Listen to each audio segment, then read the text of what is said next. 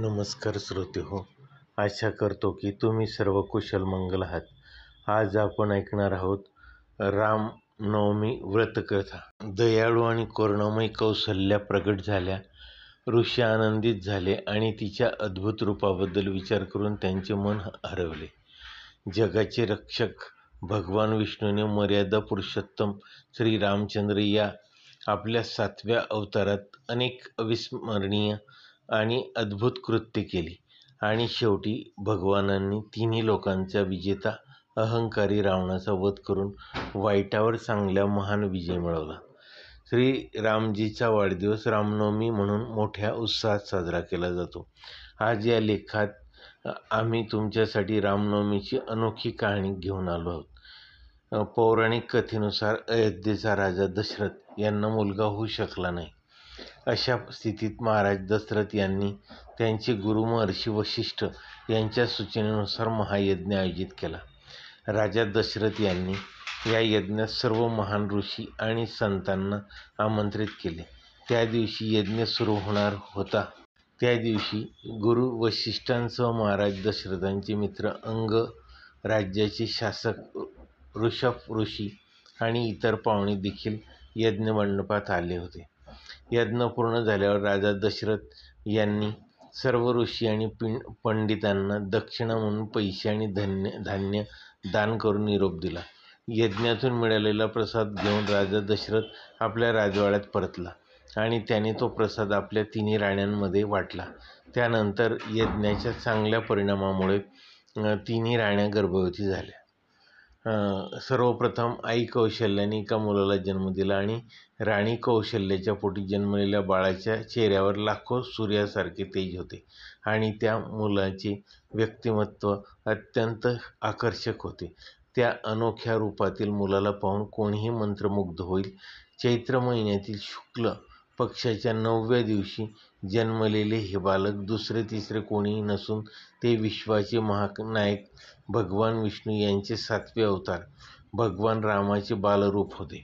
आई कौशल्यानंतर इतर 2 राण्या म्हणजेच आई कैकेयी आणि आई सुमित्रा यांनीही शुभ नक्षत्रामध्ये पुत्रांना जन्म दिला. आई कैकेयीचा एक मुलगा होता आणि म्हणजे भरत आणि आई सुमित्राला 2 मुले होती म्हणजेच लक्ष्मण आणि शत्रुघ्न. अयोध्येच्या छोट्या राजपुत्रांच्या जन्माची बातमी मिळताच संपूर्ण अयोध्या शहरात आनंदाची आणि उत्साहाची लाट पसरली. राजा दशरथाचा वाढदिवस त्याच्या 4ही पुत्रांचे स्वागत, गीत आणि संगीत अशा कार्यक्रमांनी करून साजरा करण्यात आला. देवतांनीही या उत्सवात भाग घेतला आणि लहान राजपुत्रांना नमन केले आणि आकाशातून असंख्य फुले वर्षाव करून त्यांचे स्वागत करून आपला आनंद व्यक्त केला. लवकरच महर्षी वशिष्ठ यांनीही 4ही पुत्राचे नामकरण केले आणि त्यांना रामचंद्र, भरत, लक्ष्मण आणि शत्रुघ्न अशी नावे देण्यात आली. असाधारण प्रतिभेने युक्त श्रीराम अल्पावधीतच अयोध्येच्या लोकांचे प्रिय बनले. त्याने सर्व प्रकारच्या शस्त्रास्त्राचा वापर करण्यात असाधारण प्रावीण्यता प्राप्त केली. तो सतत त्यांच्या पालकांची आणि शिक्षकांची सेवा करण्यात मग्न होता. भगवान विष्णूंचा 7वा महान अवतार म्हणून जन्मलेल्या श्रीरामांनी त्यांच्या आयुष्यात अनेक महान आणि धार्मिक कामे केली.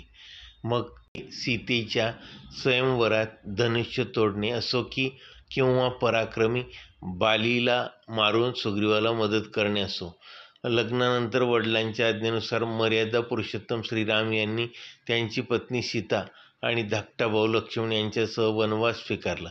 तिथे दृष्ट रावणासह आई सीतेचे रक्षण करताना भगवानांनी क्रूर रावणाचा वध केला. हा तोच राम आहे, तो स्वतः जगाचा रक्षक आणि दुर्मिळ शक्तीचा स्वामी आहे. पण त्याने सामान्य मानवी जीवनाचे एक अद्भुत उदाहरण सादर केले. युगानुयुगे श्री रामचंद्रांचा जन्मदिवस रामनवमीच्या दिवशी साजरा केला जातो, जो त्यांचे आदर्श व्यक्तिमत्वाला, संयमाला, निष्ठेला, त्यागाला आणि शौर्याला आदर देतो. आजही रामभक्त त्यांच्या पूजेने श्रीरामाची जयंती अढळ श्रद्धेने साजरी करतात. माझी राम जन्माची कथा शांतपूर्वक ऐकल्याबद्दल धन्यवाद. माझ्या या व्हिडिओला लाईक आणि शेअर व चॅनलला सबस्क्राईब करायला विसरू नका. धन्यवाद.